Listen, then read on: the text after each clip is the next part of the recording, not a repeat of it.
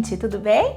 Espero que vocês estejam muito bem por aí, estejam gostando dos vídeos e nessa sequência a gente vem falando um pouquinho sobre a adolescência. Como identificar que os nossos filhos podem estar precisando de ajuda, que os nossos adolescentes podem estar precisando de uma ajuda, de que forma a gente pode fazer isso. E até um pouquinho falando sobre a adolescência, né? Porque pra gente entender quando eles precisam de ajuda, a gente também precisa entender de fato qual é e o que é essa fase de desenvolvimento. Hoje a gente vai falar um pouquinho sobre de que forma a gente pode manter a nossa conexão com esses adolescentes, de que forma a gente pode ter uma melhora nesse padrão de comunicação e até um pouquinho de que formas e de que maneiras a gente pode deixar com que muitas vezes aquilo que a gente tinha lá na infância não se perca, né? O primeiro ponto, gente, é que a gente tem que lembrar que os adolescentes cresceram, né? Assim, então, o primeiro ponto eu acho que é esse, a linguagem precisa mudar. Eu não falo com eles da mesma forma que eu falaria com uma criança. Tudo com o adolescente, ele precisa muito mais ainda, se a gente já falava sobre construir em conjunto, se a gente já falava sobre estabelecer rotinas e combinados em conjunto, com o adolescente isso tem que ocorrer mais ainda, né? Eles têm que participar ativamente do processo de decisão que envolve o dia a dia deles, os compromissos, a rotina, os combinados, as regras, os horários, isso tudo tem que fazer muito parte da vivência deles também, não pode ser algo imposto. Então eu acho que esse é um primeiro ponto, né? Eles precisam sentir que eles são respeitados, que eles são importantes ali naquele núcleo familiar, que eles são aceitos pela maneira como eles são, porque isso também é algo que acontece muito, a gente já começa a falar assim, ele é aborrecente, tá sempre de mau humor, Então a gente assim, toma cuidado, né, com a linguagem, com o que você fala do seu filho, com a forma como você coloca os rótulos, toma cuidado com a forma como você já cria esses estereótipos a respeito desse período da adolescência, que não precisa ser assim tão assustador, né, eu acho que esse é um primeiro ponto. O segundo ponto é que eles não vão entrar no nosso mundo, né? Assim, e muitas vezes eu percebo que os pais tentam fazer isso. Não, mas na minha época não era assim. Não, mas isso não é o que você pode fazer. Você tem que fazer tal coisa, porque tem tal filme, porque tem tal livro, porque tem... Então, assim, é o contrário, gente, né? A gente precisa entrar no mundo deles. A gente precisa entender quais são os filmes, as séries que eles assistem, porque eles gostam daquele programa, daquele livro do TikTok, o que é aquele determinado material, o que é aquela determinada situação que tá todo mundo falando agora, por que eles querem assistir aquele programa. Então, assim, tudo isso, né? Quanto mais vocês puderem estar inseridos no universo deles, melhor vai ser.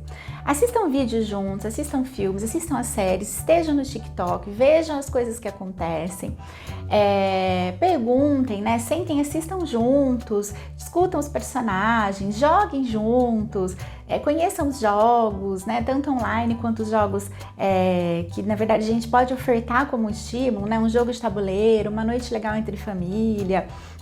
Então, assim, estejam presentes nesses momentos. Eu acho que isso é muito importante, né? Conheçam os amigos, porém respeitem os amigos, porque isso é algo também que eles reclamam muito, né? Que, assim, as relações dos pais e das mães com os amigos às vezes são muito invasivas. Então, os amigos vão em casa e aí os pais querem ficar perto, ouvindo toda a conversa, não tem privacidade. Então, isso é uma coisa também que a gente precisa entender, precisa respeitar, né? A privacidade deles. Eu acho que é muito importante a gente entender que aquele mesmo conceito da firmeza e gentileza, ele tem que acontecer na adolescência também, né? Então, assim, óbvio, eu preciso respeitar, mas eu preciso ter limites, né? Então, eu preciso ter limites de horário, eu preciso ter limites de até que ponto, o que aquele amigo pode ou não fazer na minha casa. Conheçam os amigos, conheçam as famílias dos amigos, criem uma rede de contatos entre vocês, porque isso sempre auxilia muito depois quando vocês precisarem, né? Entender, saber um pouquinho sobre esses amigos, entenderem um pouquinho qual é a dinâmica que eles funcionam. Uma outra coisa que eu acho de extrema importância, né? Saibam a hora e os momentos de conversar com eles. Muitos pais reclamam, às vezes eu vou buscar na escola, perguntar como é que foi a escola, não quer falar nada, né? Então, assim, geralmente eles estão cansados, não é aquela hora que eles querem falar, mas eu posso tentar falar da escola numa outra maneira. E o que eu muito falo também é assim, mas você fala do seu trabalho? Você fala do seu dia para o seu filho? Porque muitas vezes a gente pergunta do deles, mas a gente não fala do nosso, né? Então, esse é o ponto. Eu acho que, assim, o primeiro ponto é a gente precisa, né, se abrir, a gente precisa entrar nesse mundo, a gente precisa conquistar essa nossa conexão com eles, para depois ter essa oportunidade de que eles abram a deles, para que a gente entre ali naquele universo deles, né? Eu acho que é muito importante também a gente entender que tem as fases da adolescência, né? Eu não vou lidar com o adolescente lá da fase mais tardia, de 18 anos, da mesma forma como eu lido com um de 11, 12 anos, que ainda tem um pé muito na infância. Então, Então, eu acho que essas noções, a gente entender, estudar sobre aquele período é muito importante, né? Então, assim, tem um livro que se chama O Cérebro do Adolescente, do Dr. Daniel Siegel, que eu super indico para vocês. Eu acho que ele ajuda muito a entender essa fase. Tem materiais, né, que falam sobre o desenvolvimento do adolescente também, em muitas livrarias. Mas esse livro do Dr. Daniel Siegel eu acho que é um livro encantador, né? O livro Disciplina Positiva para Adolescentes também é um livro que eu adoro, porque eu acho que traz muitas estratégias de relacionamento para que a gente possa lidar com eles. Tem um outro livro que se chama Pré-Adolescência, que também é muito legal, que são para essa fase mais da entrada na adolescência, né? Então estejam abertos a entender, a ler, a ouvir esses vídeos, a entender os profissionais que trabalham com os adolescentes. Nas minhas redes sociais, em site, enfim, todas as minhas redes, tem inúmeros conteúdos falando, né?